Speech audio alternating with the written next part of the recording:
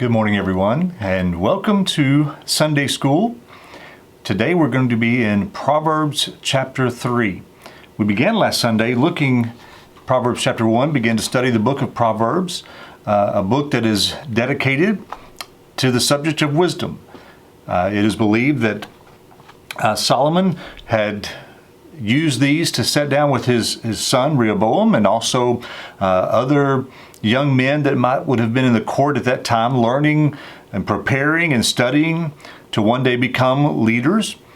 And so he wrote these Proverbs, and we know there are many more than even what we have seen, but we have the book of Proverbs to give us some of the wisdom that God had given to Solomon and wisdom that we can now apply to our lives. So last week we looked at chapter 1 through verse 19, and the key verse last week was the fear of the Lord is the beginning of knowledge or the beginning of wisdom. It starts with a healthy respect of who God is, knowing that we need His wisdom. It's His wisdom that we need to learn and not to trust in ourselves, in which that brings me to chapter 3, because that's going to be the subject of today's lesson is in chapter 3, and of course probably one of the most famous and most quoted of Old Testament passages and of the Proverbs themselves is verse 5, trust in the Lord with all your heart and lean not unto your own understanding. Verse 6, in all thy ways acknowledge Him and He will direct thy paths. So that's what we're going to look at today. And to give you just a little introduction before we dig into chapter 3, several years ago, many years ago, I purchased a GPS for the very first time, early 2000s, 2006 or so. I don't remember the exact date, but I had purchased my first GPS and just thought it was the coolest thing. You could tell it where you wanted to go, and it'd tell you how to get there. But in those early days when they first came out, sometimes they weren't as accurate as they ought to be. Sometimes we didn't update them. But, we just like with a lot of new technology, sometimes you don't trust it completely. And during these days, I was serving on a church in Louisiana with Brother Fred Gilbert, our worship leader. And at the time, he was leading a group from Louisiana College, and we were going to go on tour. And he invited me to come to help run sound and help them with different things. And so I thought, you know what, here's a trip. I'm going to bring my brand new GPS. But you know what, as I said, in those early days, we didn't always trust them. Sometimes they're telling you to turn onto a road, and you're like, why would you turn there? Well, that was the case one day. We were traveling in Bolivar, Tennessee, and we lovingly called my GPS Lola, and we're driving down the road, and suddenly Lola says, in 1 mile, turn right. And Brother Fred was like, well, what is she talking about? I know where we are. I know where we're headed. This is the fastest way to get there. And like, Brother Fred, I don't know. I don't know the area. And, so he's like, hey, let's just turn that thing off. I know how to get to where we're going. I said, no problem. So we turned it off because I didn't know either. We get to our destination, to the church they're going to be singing at that night. And just casual conversation. One of the ministers said to Brother Fred, hey, which way did y'all come in? Which road did you take? And he said, well, we were coming down. He named the highway. He said, well, did you happen to turn right on this particular road?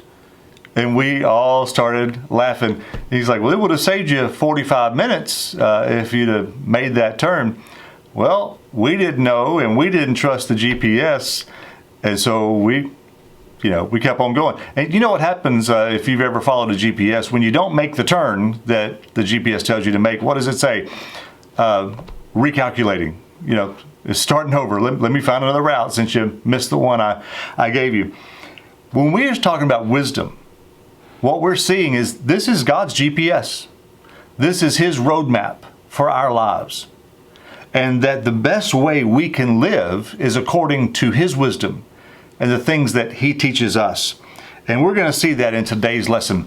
I want to give you, before we jump into chapter 3, I want to give you a little bit of introduction into what we're not going to be digging into, which is chapter 2. But let me tell you a couple of things that Solomon taught his son in chapter 2, and he is constantly encouraging him to seek wisdom like an eager student, to learn this wisdom and to apply it to his life. Just like a student who wants to learn life's lessons and apply them to their lives. He said that's what you need to be with wisdom, is eager to learn it and apply it to your life. As a matter of fact, he told him in chapter 2 to seek wisdom like it was a gift from royalty and a treasure that had been hidden. And if his son would seek wisdom, he would learn how to walk with God. And in verses 1 through 11 of chapter 2, he's telling him that he needs to understand that God wants to supply his people with wisdom. And if you would heed what God is teaching you, if you would heed this wisdom, then in turn you would be successful. You would be safe. You would be secure. You would know that God is taking care of you because you're following his wisdom. The second thing you would see in chapter 2 is that wisdom is valuable to a young person's life because it keeps them from being harmed by the wicked actions of evil people. And there's two specific that he names. The first, Solomon describes evil men whose words or actions can never be trusted, and because they enjoy deceiving people, and they have this warped, cruel sense of humor that is perverted and crooked, and they find pleasure in pulling off some deception on a person. The second kind of person he describes, he points to an evil woman who would lure young men and seduce them with her unrestrained immorality. And that she would have no issues with breaking her marriage vows. And what Solomon is saying in chapter 2, verses 16 through 19 is like, if you go to her house, if you enter into her house, you're taking the first step toward your grave. So he's warning him. Wisdom says, beware of these two individuals, one who thrives on deception and thinks it's just a wonderful joke to be able to deceive somebody, but then also for the immoral woman. And you know, ladies, it could be an immoral man. So it's not the sex of the person that is the issue in these verses. It is the character of the person that he's describing. But in this instance, he's describing an evil woman and saying to his son, you're going to run into a woman one day who has no issue with immorality and breaking her marriage vows. But son, if you go to her house, you're taking the first step toward your own grave. So wisdom says stay away from those kinds of people. The third thing you would have seen in chapter 2, or that you would see in chapter 2 as you study it, so for the person who chooses to follow the Lord and walk in his wisdom, the future is promising. However, in verses 20 through 22 of chapter 2, people who reject the way of God's wisdom would be deprived of joy in the Lord because of their foolish choices. So again, giving him practical advice and the benefits of walking in wisdom and the consequences of not walking in wisdom. So then we get to chapter 3, and he's going to give him some very specific lessons. We're going to take it just a little bit deeper. So let's look in chapter 3 and verse 1 and 2. He says, my son, do not forget my law, but let your heart keep my commands.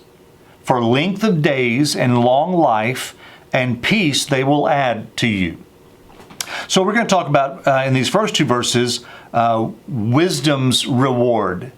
The reward of walking in wisdom, living a life of wisdom. You know, one of the things the New Testament tells us to do is to take every thought captive.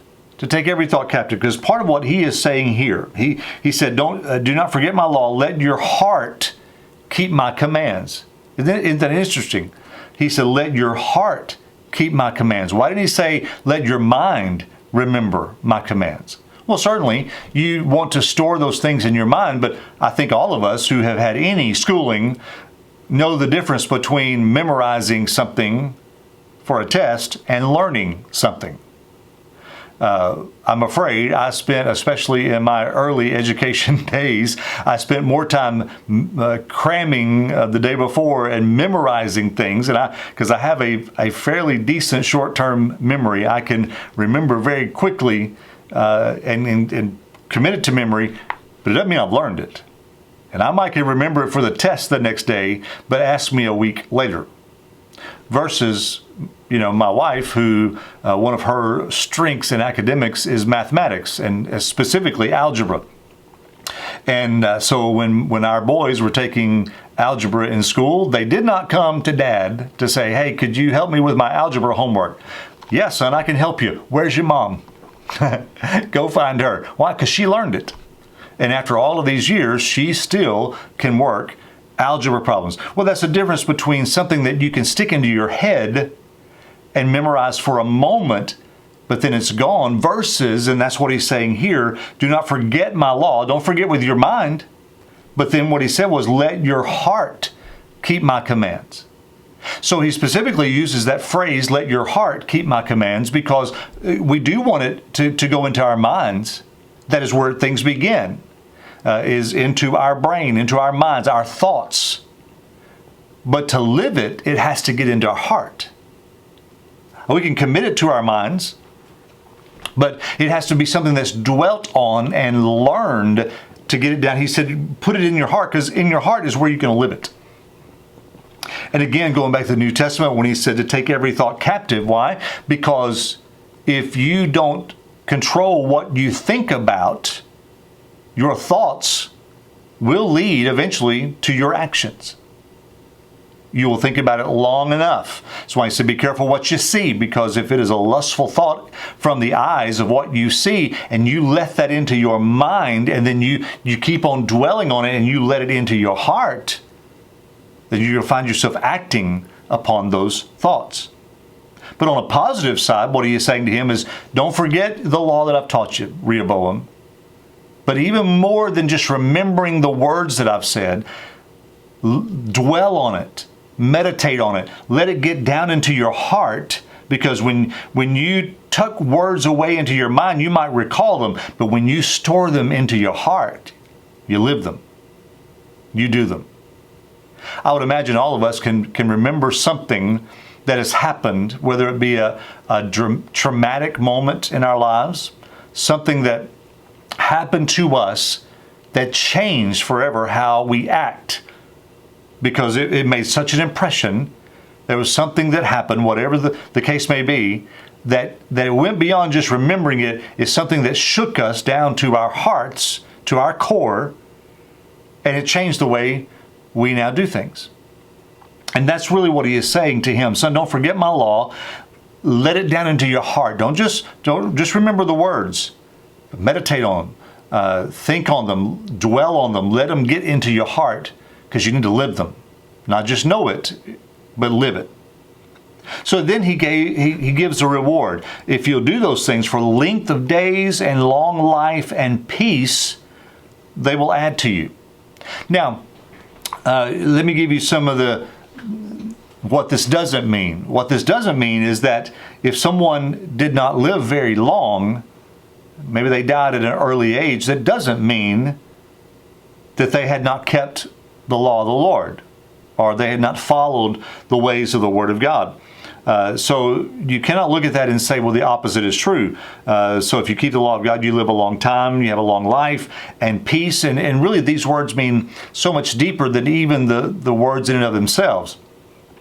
So this idea, the length of days, the first thought I would give you is, what he is saying is, going back to what he pointed to in chapter 2, that, son, if you do not make wise choices, for instance, if you are not able to discern somebody whose whole life is just wrapped up in the ability to deceive people, you're going to be on the receiving end of that deception.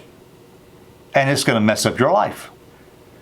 Same is true with if you heed an immoral woman who has unrestrained immorality, who has no issues breaking marriage vows.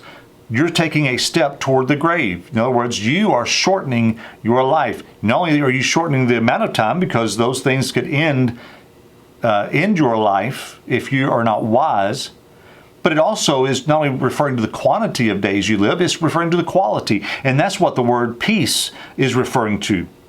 That word peace really is describing a sense of peace or a wholeness or well-being, and really what we could say is satisfaction.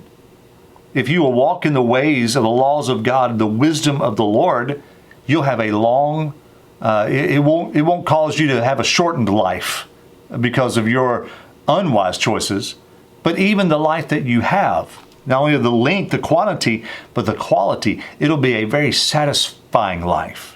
You will be very satisfied. Follow in the ways of the Lord, and you will find a certain peace and a satisfaction that cannot come any other way except being obedient to the ways of the Lord. So let's look at verse 3. He said, "Let not mercy and truth forsake you. Bind them around your neck. Write them on the tablet of your heart." Verse 4, "And so find favor and high esteem in the sight of God and man." So what he's going to begin to talk about now is not, even though he's continuing the reward of wisdom, but he's going to start placing his finger on some very specific things, and that's what he's going to do for the next several verses. And we're going to look at, first of all, integrity. He said, "Let not mercy and truth forsake you." The New Living Translation says it like this, in verse 3, "Never let loyalty and kindness leave you. Tie them around your neck as a reminder. Write them deep within your heart." He said he's encouraging him to nurture God's wisdom in his heart by devoting himself to mercy. And really that word mercy there could really describe the loyalty. We're loyal to God because we love Him, and we express our loyal love to Him by the way we love others and understanding He loved us first. And so there's a loyalty to the Lord that is really referring to an integrity. There's an integrity about you. I want to be about the ways of God because I love Him. And part of the way I show that I love Him is how I love other people. And the wisdom walks in that way, our loyalty to God because we love Him, and we express our love to Him by the way we love others. We also devote ourselves to truth. Because of God's faithfulness to us, we want to be faithful to Him. And again, that goes back to integrity. Because of what God has done for us, that's what we want to do for Him. It's our response. So we wear loyalty and faithfulness like a necklace around the neck. And then he said, write them upon the tablet of your heart. In other words, it would be etched deeply into a believer's heart. There they shape our words and our actions, that this wisdom and this integrity is etched upon our hearts, and it shapes how we do things. So he said, walk in the ways of wisdom because it produces in you integrity. You want to be a man, Rehoboam, you're going to be king one day. You're going to have to be a man of integrity. Young men who are going to grow up and lead people, lead your home, lead families, you need to be a men of integrity.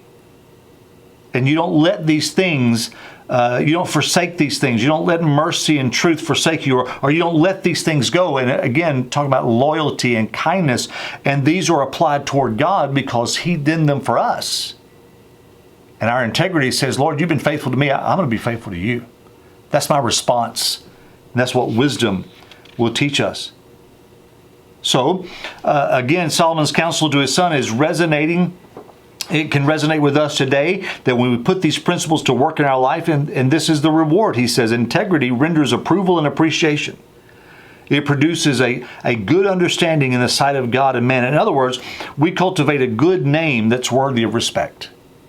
When we walk in integrity, when we walk in the ways of wisdom, he said, you will not only walk that way in the sight of God and find approval and appreciation in the sight of God, it'll also be with your fellow man as well, to be able to look at them and say, that is a person of integrity.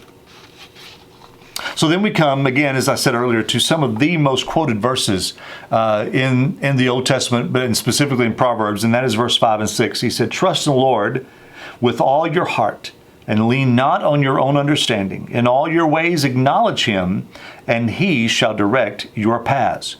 So here's the second principle. The first one is integrity. Walk in the ways of God, the wisdom of God, and what that will produce in your life is integrity. The second thing is trust.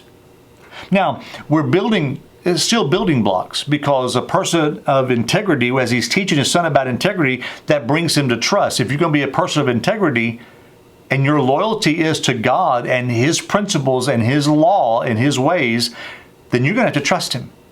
You're going to have to trust him to do for you what you cannot do for yourself. To place your trust in him and what he wants, what he thinks, what he has said. See, foolish people place their faith in themselves and bank on their own wisdom. And he'll address that in Proverbs 28. But wise individuals know the value of placing their wholehearted trust in God alone. So Solomon is saying, Rehoboam, when you face difficulty, when you don't know what to do, don't just trust in yourself and what you think you know. Trust in the Lord. Ask God, seek his ways, seek his wisdom, and find out from him. You see, true wisdom comes in acknowledging God. He said, trust in the Lord with all your heart. Lean not to your own understanding, but in all your ways acknowledge him. Or reference him. In all your ways, look to him. Acknowledge the fact, God, you're the only one that's wise. You're the only one that has wisdom. You're the only one that knows what to do right now. And so I'm looking to you. I was thinking of the words of Jehoshaphat, where he said, Lord, as he looked around, he said, Lord, we're surrounded and we don't know what to do, but our eyes are upon you. That's acknowledging God. It's not saying, Lord, I'm going to go handle all this, but I just need you to help me as I go do it. No, that's not wisdom. Wisdom is, Lord, what do you want me to do? What is it I should do? Then I will go do it. Then I will go take care of it. He said, so you need to acknowledge him and let him direct your paths. Again, going back to Proverbs 1:7, the fear of the Lord, the respect, the honor, the trust in God. That's the beginning of knowledge. That's the beginning of wisdom. Then verse 7 and 8 together. He said, do not be wise in your own eyes. Fear the Lord and depart from evil. It will be health to your flesh and strength to your bones. So here's lesson number 3. We've seen integrity, trust, and then the third lesson he is teaching him is humility. Do not be wise in your own eyes. Pride, which is the opposite of humility, when pride sets in, it makes us arrogant. And selfish pride, when we think we can do something, because he said, don't be wise in your own eyes, fear the Lord, depart from evil. Well, what we're departing from? Well, the evil that I think he's referring to here is pride, self-sufficiency, selfish pride. And do you know, often in a believer's heart, do you know when selfish pride comes in? When we've been successful in other areas or in previous situations. And if we were honest with ourselves, what we would understand is we were successful because we trusted in God. We had faith in him and we obeyed his principles. We obeyed his voice. We obeyed his commands. We did what he said. And so he brought about success. But if we're not careful and don't watch ourselves, then pride can slip in and say, boy, I did pretty good with that, didn't I? I made a good decision there. That all worked out really well. But you know what happens? That's pride coming into our hearts. And then suddenly the next situation that arises, we go, oh, I got this. I mean, I did so well last time, this is going to be easy. Someone has once said that some of the greatest failures come after some of the greatest victories. And a lot of times it's because we forgot what gave us the victory. It wasn't us.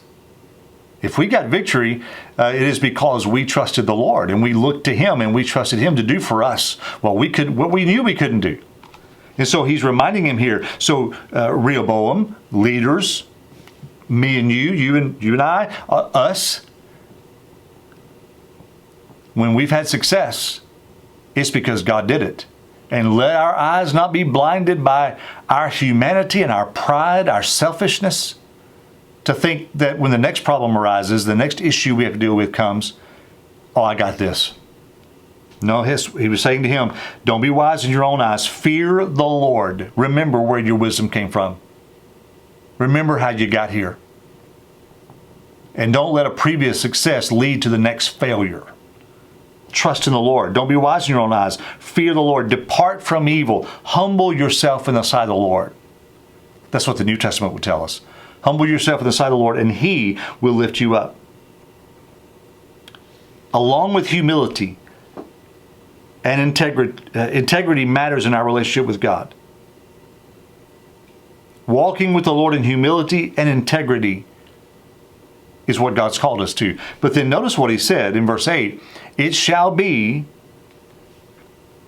health to your flesh and strength to your bones. He said there is a reward for trusting in God. There is a reward for humbling yourself, walking in humility, seeking the Lord. There's a reward for integrity and humility. And that is, he said, it has a healing effect. Integrity, humility in your life, he said, it has a healing effect to your body. When you think it's all up to you, and you have this pride that says, I can't ask for help, I can't trust God, I got to do it all on my own. He said that's going to cause issues. You're going to be stressed. You're going to be worried.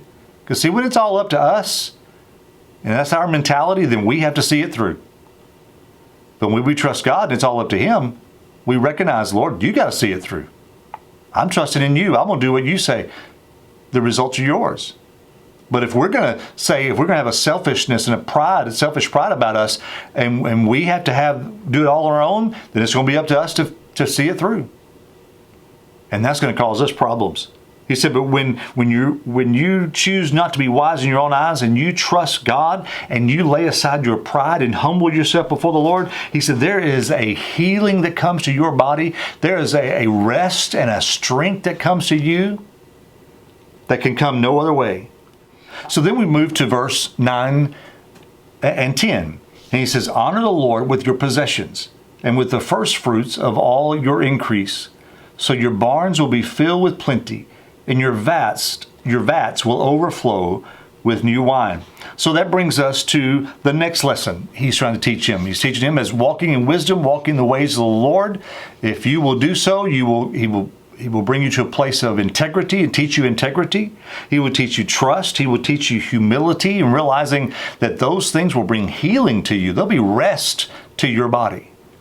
And then the next lesson is humility and honor. Humility and honor. So he said, honor the Lord with your substance. Honor the Lord with your possessions, with the first fruits of all your increase. And again, these are building blocks. When you're a person of integrity, you recognize that I'm going to be faithful to Him because He has been faithful to me. And then we're going to trust in Him. I'm going to realize that I can't trust in myself. I got to trust in God to do for me. And what that does, that brings about in us a humility that says, I can't do things on my own. God's going to give me wisdom. But then the next step in humility is saying, I'm going to honor you, not only with my life, but I'm going to honor you with my possessions. And I'm going to give you and honor you with the first fruits of my labor. The word honor there, he says, honor the Lord with your possessions. Honor the Lord with your substance. To honor God means to affirm the importance of His presence among His people. Honoring God also involves acknowledging His authority in our lives and a willingness to submit to Him. And then likewise, we honor Him with our hearts by following Him with wholehearted devotion. And all that leads us to the fourth thing about honoring Him is giving Him the honor He deserves also involves giving Him a portion of the wealth we've accumulated. He said to do that, you do so with the first fruits of all your increase. You see, that goes back to the fact that God had commanded them, the Israelites, to offer the first part of every harvest to Him. You can find that in Exodus 23 and Deuteronomy 26. And their offering would be an act of worship that expressed their humility, understanding, Lord, because you remember, their offerings were crops. Their whole income in those days was agriculture. And part of that as an act of worship was saying, Lord, you gave us the seeds. You gave us the health to plant. You gave us the rain. You gave us the weather we needed. You gave us the increase of the harvest as far as the plants to grow. You gave us the ability to harvest them. You gave us everything we have. And so as an act of worship to say thank you for what you've done, for providing for us, we're going to give a portion of this back to you to honor you. The second thing is at the same time, it would underscore their gratitude to Him for His provision. You provided for us. You've done it all. And it also reflects their faith in Him. And that's the third thing about that. So number one, their offering is an act of worship. It expressed their humility. At the same time, it gave, it underscored their gratitude to Him for His provision. And then it showed their faith. They didn't reach a place, or they should not have reached a place that said, we know what we're doing. We're good farmers. We know how to make all this happen. You see, that is part of what, when we talk about tithing and giving God a portion of what He's given to us, that is what we're saying. This is an act of worship. God, I know I wouldn't have a dime, I wouldn't own a thing if you had not given it to me. So, as an act of worship, I'm going to give a part of it back to you because I want to honor you. I want to give and understand that I didn't do anything of this myself. I didn't earn any of this. And the second thing is, when we give to the Lord, we're saying thank you. Lord, thank you. This is I'm giving graciously and thankfully with a joyful heart because I'm just so grateful for what you've done.